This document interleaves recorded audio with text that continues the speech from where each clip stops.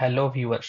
आज हम इस वीडियो में ये डिस्कस करेंगे, अगर आपका कोई फाइनेंशियल ईयर 24-25 का अगर कोई इनवॉइस अपने जीएसटी में अपडेट होने से रह गया है तो उसका क्या सोल्यूशन है और उसको आप कैसे जीएसटी में इंक्लूड करेंगे।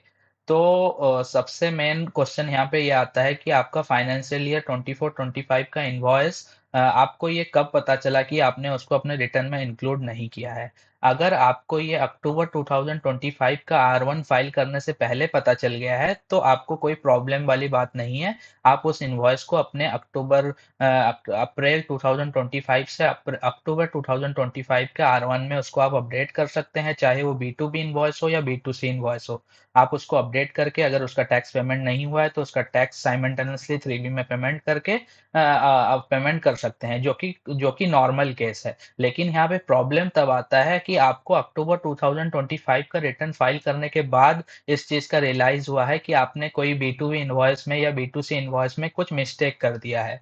तो इस केस में आप उस इनवॉइस को अमेंडमेंट नहीं कर सकते अपने जीएसटीआर वन के थ्रू एंड वन ए के थ्रू। वन ए में तो आप बिल्कुल भी नहीं कर सकते, क्योंकि वन ए जो रहता है वो आपके उसी फाइनेंशियल ईयर के इनवॉइसेस को अमेंड करने के लिए रहता है, ना कि प्रीवियस फाइनेंशियल ईयर के इनवॉइसेस को।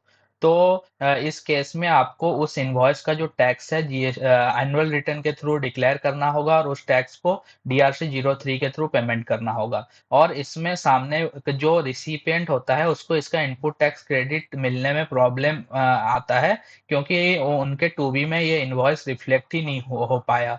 तो इसका और कोई सोल्यूशन नहीं है, आपको एनुअल रिटर्न में इसका सेल डिक्लेयर करके और DRC 03 के थ्रू इसका टैक्स पेमेंट करना होगा। अदरवाइज इसका और कोई सोल्यूशन नहीं है।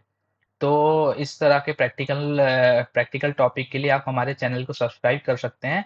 हम इसी तरह के बहुत सारे वीडियो इसमें लाते रहेंगे, जो कि बहुत हेल्पफुल रहता है हम सबके लिए। Thank you so much.